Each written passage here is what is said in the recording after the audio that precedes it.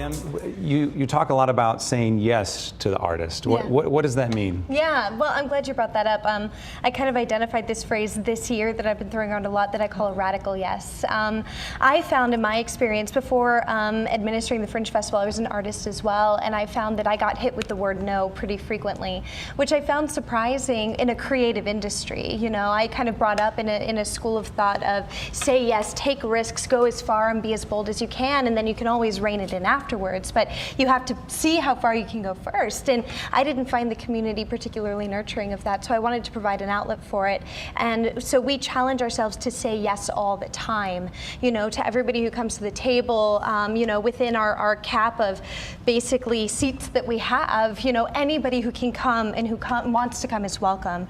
And we let them determine their own goals and their own parameters, then we work with them to say, how can we help you be successful? But we don't try to contrive what they're doing in any kind of way. We leave it to them. And we see really, really incredible things emerge from that. There aren't any, is there a downside to say? I mean, doesn't a no sometimes come in the form of a parameter that maybe spurs creativity? That's a really good point. And I think that, yes, I mean, you have to work within the framework that you have available to you, and you have to be successful within that.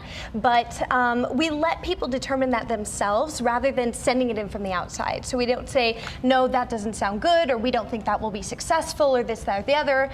We let people decide for themselves, like, okay, well, maybe I had a really lofty idea and it's not really working, or I'm going to reframe that, rework it, or sometimes they step out altogether, but at least we gave them the chance.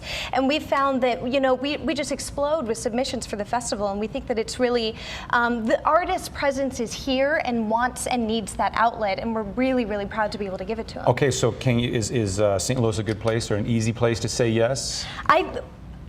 I think it's getting there. I think it's absolutely growing and heading in that direction. I moved here 10 years ago, and it's certainly more of a yes city than it was when I came.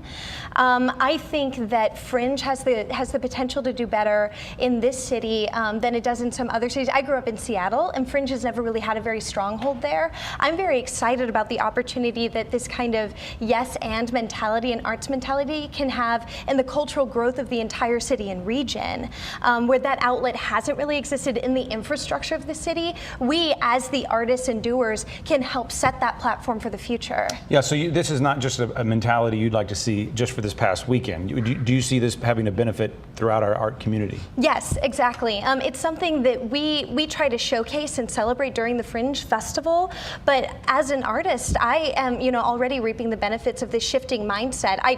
It hasn't all come from us, but we've been very lucky and fortunate to be able to contribute to a wave that's running that, you know, I've been able to benefit from as an artist, that my friends and peers have been able to experience growth from, because it's something that's really seeping into our city. Now, correct me if I'm wrong, but does the Fringe Festival have a little bit of a history in rebellion to some degree around other festivals? Oh, very true, yeah. So do we need some rebellion in St. Louis? Well, maybe. I think rebellion, I think Fringe comes from a place where people have been told no, like I said, and they kind of act in defiance, and they say, you know, well, I'm going to do this anyway. And I think what we're doing is just trying to keep that rebellion is kind of a negative tone to it, and we try to keep it positive. We try to say, yes, we're here to celebrate like the things that are here and the voices that are here, and instead of saying no, we don't like that, we say yes to everything. Does that make sense? Well, I think so, but I want to know how long can we do that? At some point, don't you have to say no, or is yes sustainable?